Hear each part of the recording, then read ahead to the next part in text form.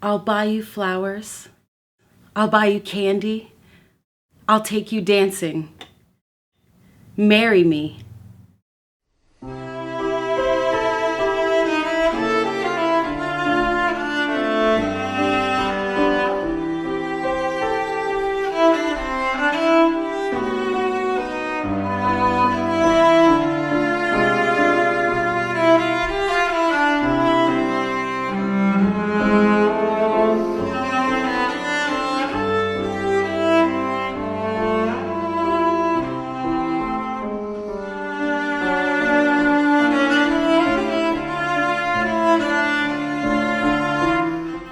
I'll buy you flowers. I'll buy you candy. I'll take you dancing. Marry me. This is what he told me. Barely 18, a farm girl working as a housekeeper for his cousin's family. And the moment he met me, fell in love and wouldn't let it go. Cornering me when I made the beds, swept the floors, or washed the windows. He adored my coyness.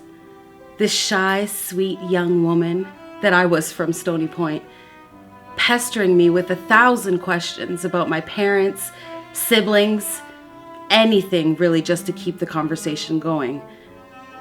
I ignored him, dodged him, scorned his advances, wouldn't have any of it until he finally promised, "I'll buy you a new dress every day.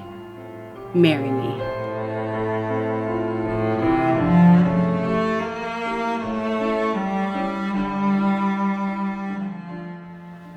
I am told I was a month old the day I was baptized. A warm, humid day in late September, just before the harvesting of soybeans. And I was told how the priest kept coughing and turning away and apologizing. And my mother worried over whether I might get sick like a cousin of hers, who lost a 4-month-old to influenza. She said my eyes never left their focus on the priest, whose face was convulsed in spasms, hands damp with holy water, blessing me in the name of the Father, the Son, and the Holy Spirit. My eyes, a dreamy blue, suddenly scanning the sweeping arches of the sanctuary, its magnificent angels swarming in celebration of this moment in a rural church, its steeple towering over the flat, open farmland. I am told my mother believed I had seen the angels, real festive angels that soared above me, and singing, she swore to the family gathered all around that she had seen this reflected in my eyes. Angels hovering so close, she could nearly reach out and hold them still. But the priest's coughing might have scared them away. Now, and as an old woman in a hospital bed, with a crucifix above the doorway, I am wondering whatever happened to those angels and why they're not here to comfort my wide-awake blue eyes.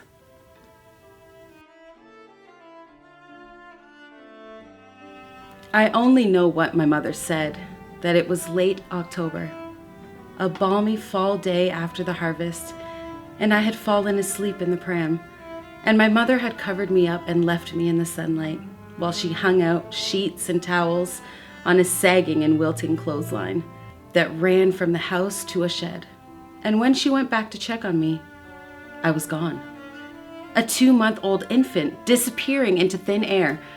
And my mother spun around and spun around again, eyes wild and frantic, but there was nothing in the flat open fields but a barn and a hen house, and beyond a grove of black walnut trees. I had vanished. I only know what my mother had said. How it took her till nightfall to find me.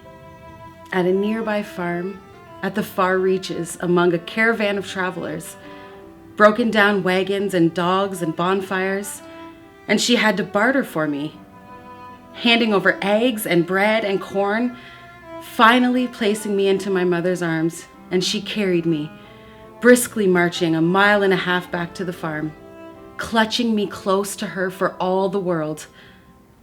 I only know what my mother said.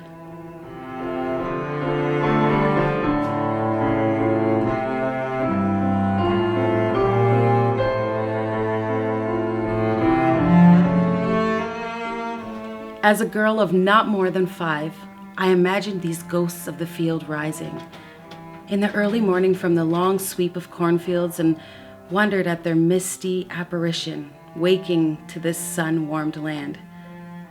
Heard stories of them returning and finding a way to tell us of their deep longing to set things right, earn our blessings, and so I prayed for these ghosts that swarmed from the fields with the sun.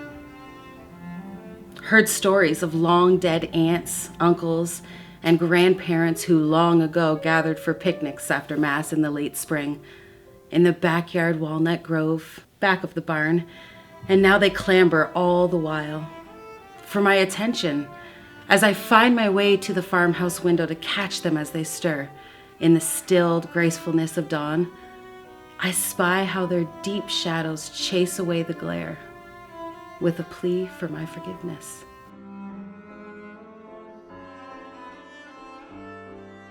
A strip of afternoon light on the door at the front of the house, soft and warm, a fleeting dream.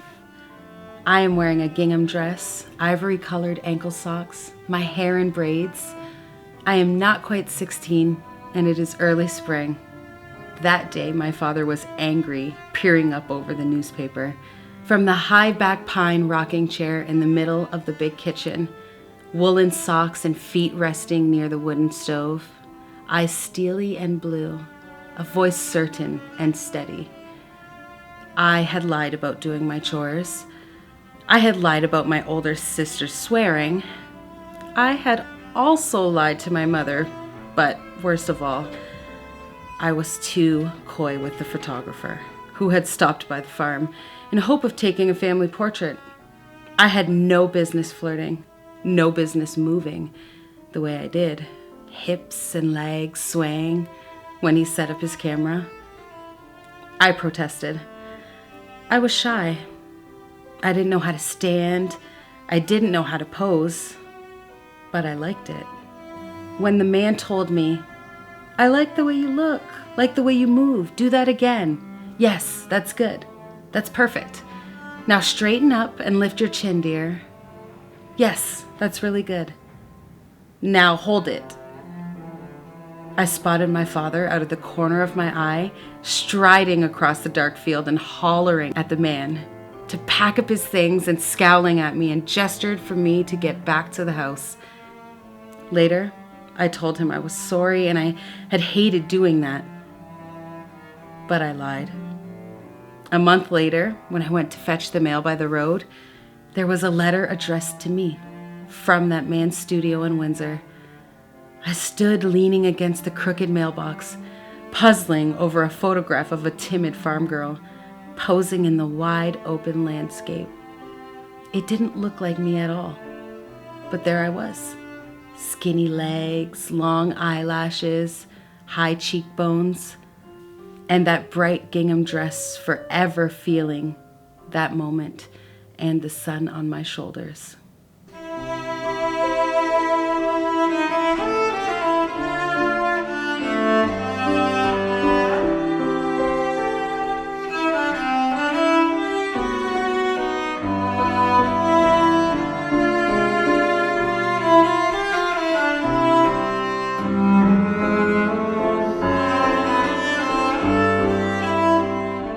There was the faith healer, an uncle who came by on Sundays after Mass, driving up in his sprawling Studebaker, and stayed for breakfast, even offering to accompany me to the hen house, where I would delicately pluck eggs from under the hens, the warmth of them collected in my wide apron, and he'd talk to me the whole time, mostly asking questions, or telling me to stay close to God, and I never knew what to say. Because it made no sense when cousins and aunts and other uncles died of influenza or smallpox. I saw them all laid out in farmhouse parlors. Why couldn't he save them? Why didn't he help? Did God let him down? I never asked him. I listened. I watched.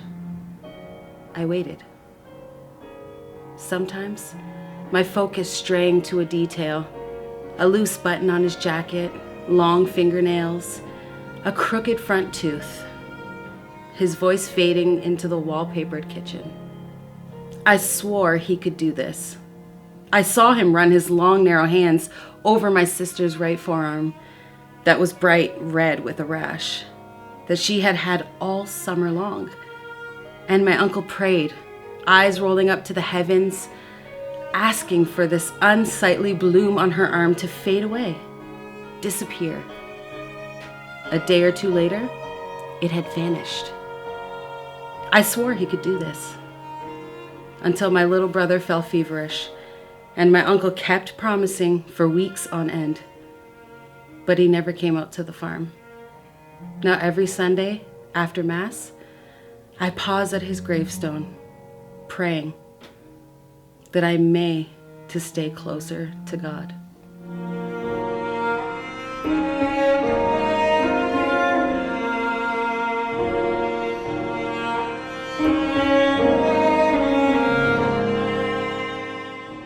I can't be sure it had anything to do with me, for there were times when I sat upright in the darkness of the big room with the west windows and saw the moon drifting like a scared ghost among dark shapes of barns and silos, and I wondered about her, the grandmother who had died years ago, and why she persisted in frightening us, and why the priest couldn't do something.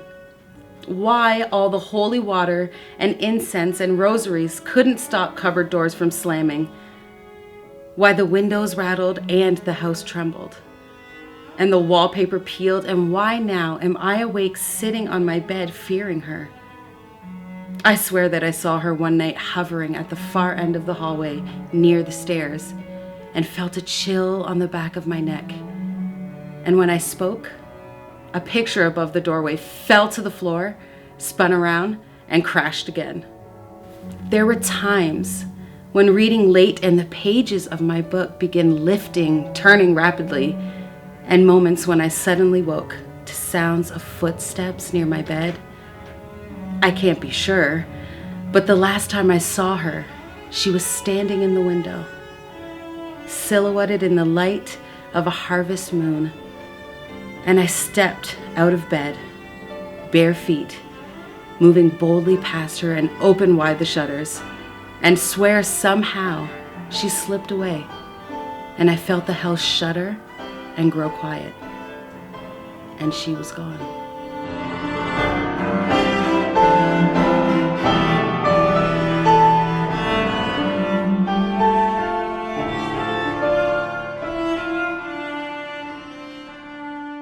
The house in Windsor we rented had an indoor toilet and a porcelain tub and a sweeping veranda out front.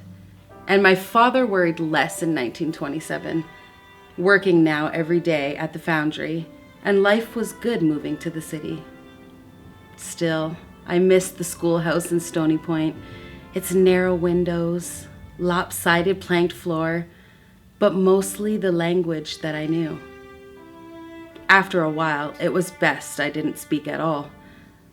I had only ever heard English maybe at the gas station or someone stopping by the farm for directions.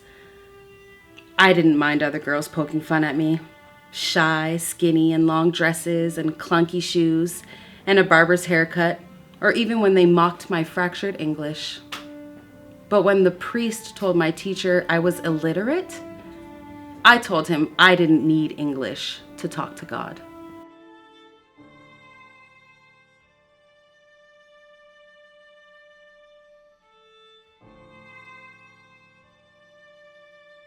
It had been the hottest of summers, temperatures reaching 111 degrees, with crops wilting and steel rail lines and bridge girders twisting and sidewalks buckling and fruit baking on the trees.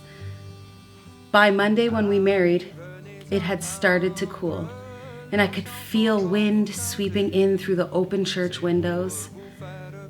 By day's end, with all the celebrations and picture taking and dancing, I was so tired from smiling that when I climbed into his car, my shoulders drooped and I slumped back and shut my eyes for a moment and smiled again because someone was knocking on the window. My sister Rose, blowing me a kiss as my husband and I were off. His shiny 1934 Ford 5-window coupe swerving out of the farmyard to the dirt road that led away from the lake. Our bags packed, and I remembered suddenly leaving my wedding dress on the bed. Upstairs at the farmhouse, and my sister struggling to fit into it, but could not slip it past her waist.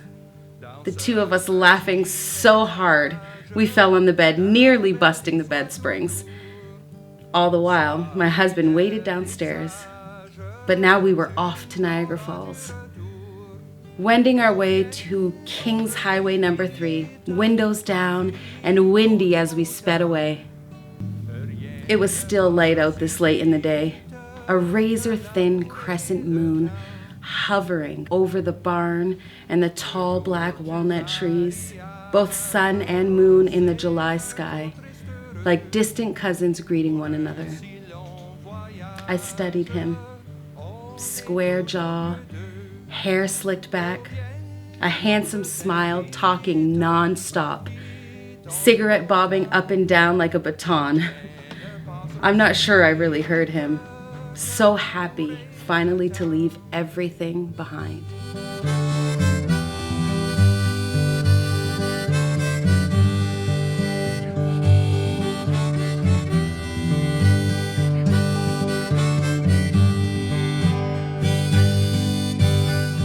That day in December, the first Canadian troop convoy sailed for Britain, but my focus was the birth of my third son and worrying over the other 2 boys across from me in another bedroom of this Insel brick house on George Avenue. But the farm girls from Stony Point were already gathering to help, and it's a good thing he was born then. A couple of weeks later, ice storms ground everything to a standstill, and the paper said the ice was as thick as a person's wrist, covering telephone wires, trees, and railway tracks. And nobody was left to help, because the war was in full bloom, and the men were shipping out. In the midst of mounting labor pains and whatever moaning he had heard, my oldest boy, not quite 3, slipped quietly into my bedroom for a brief moment when I was alone.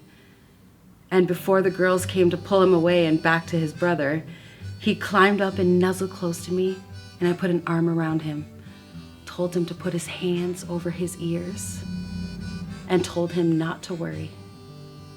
It would all be over soon.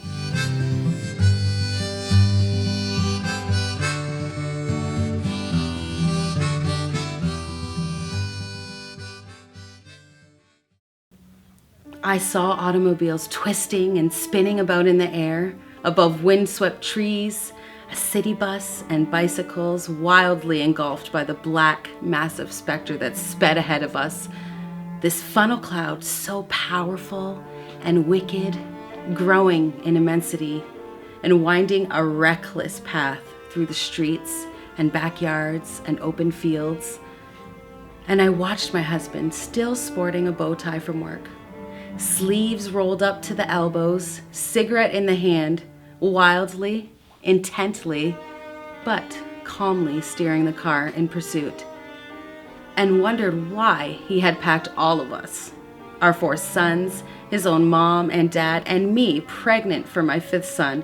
And I turned for an instant to spy my oldest boy in the back seat staring out the side vented window, his dark curly hair falling over his forehead, gaping eyes large and scared. And I told him, "Don't worry, your father knows what he is doing." But I didn't believe it for a moment, feeling the whole weight of the car swerving in and around the debris-laden wake of this black ghost that led us on a wild, mad chase. Seeing it devour trees, telephone poles, and mangled wires, and rooftops ripped and whipped into the spinning firmament. And I shut my eyes, lips trembling in prayer, words tumbling out but swallowed up in the thunder of wind and shouting. Then opened my eyes to my husband laughing and marveling at the ghost as it spun across an open field, leaping and vanishing into an open sky.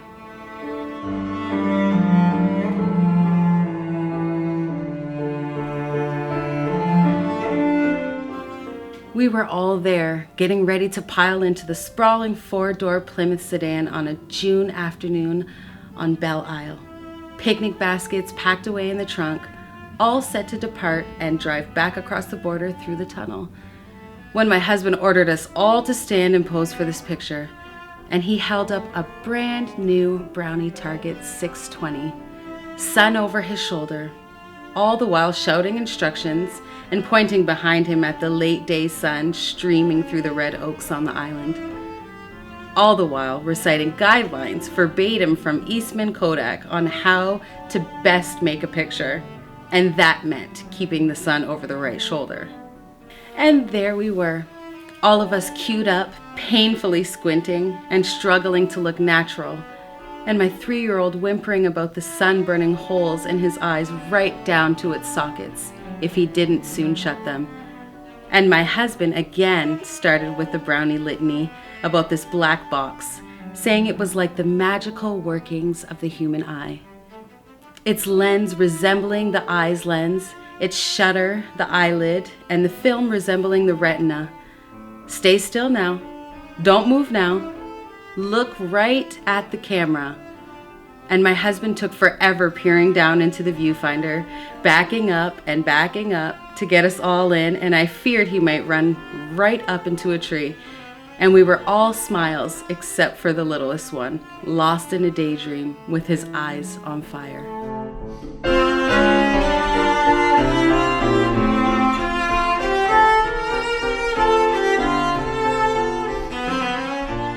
I wore only a wool sweater over top the house dress to step out, that crisp March morning, to do the chores and collect eggs. And my mother lay dead in the farmhouse, waiting for the funeral home fellow. And I left my half-brother and sister with my father, who never seemed to stir from the rocking chair. Back and forth, face silent and fixed on furrowed empty fields. I took my time taking the path down to the clapboard hen house, sun lazily stretching awake. I heard the cold rain that day, its tapping on the tin roof of the narrow hen house.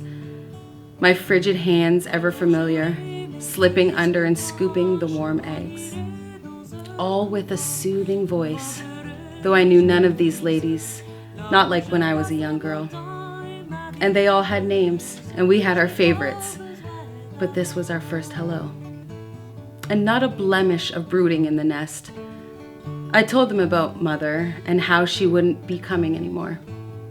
They'd never see her graceful and quiet and routinely moving shapes stepping in and among them, cheering them on during the darkest cold days of winter, thanking each one individually. I knew I wouldn't be returning, so I'd never get to know them. Yet I promised the hired hand might come, or my uncle's teenage son, someone. So not to worry. Spring was starting up, and as I turned to leave, to unlatch the flimsy wooden door, I turned again to address them, holding up a basket of 12 brown eggs, thanking them all in their nesting boxes, and saying, "You've done well today, girls."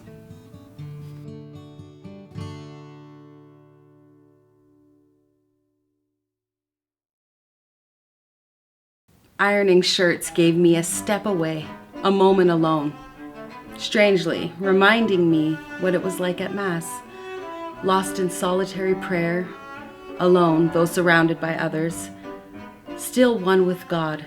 And now I was one with a shirt. Yes, ironing. My husband's white shirts to wear at the factory, pressed crisp and perfect, always ironing them inside out, and could do each easily in 90 seconds. But I took my time lolling about listening to Arthur Godfrey on the radio. 5 shirts a week, Friday mornings, ironing board standing like a trained puppy in the middle of the room amid the chaos, the comings and goings. But the moment that thunders back was that day in April 1945, President Roosevelt's funeral.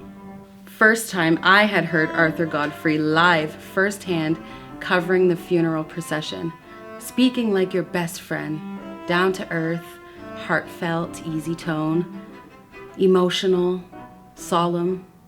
I could see the moment clearly, sense it rise in my chest, and feel its intimate hurt.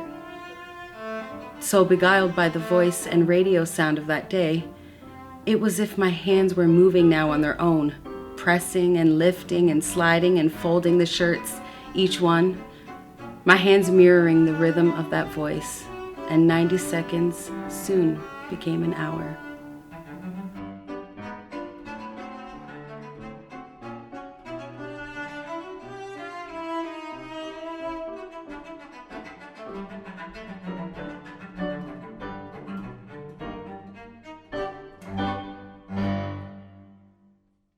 When I pass, leave the dresses hanging in the closet. They will remind you that I am still there. Don't give them away.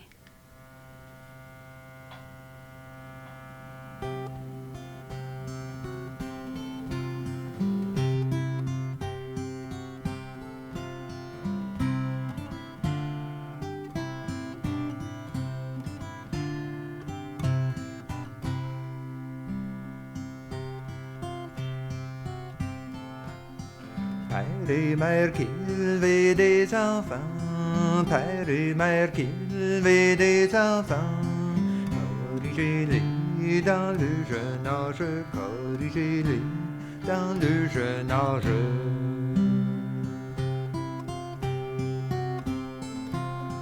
Pour moi j'ai bien élevé les miens, pour moi j'ai bien élevé les miens, tout doucement.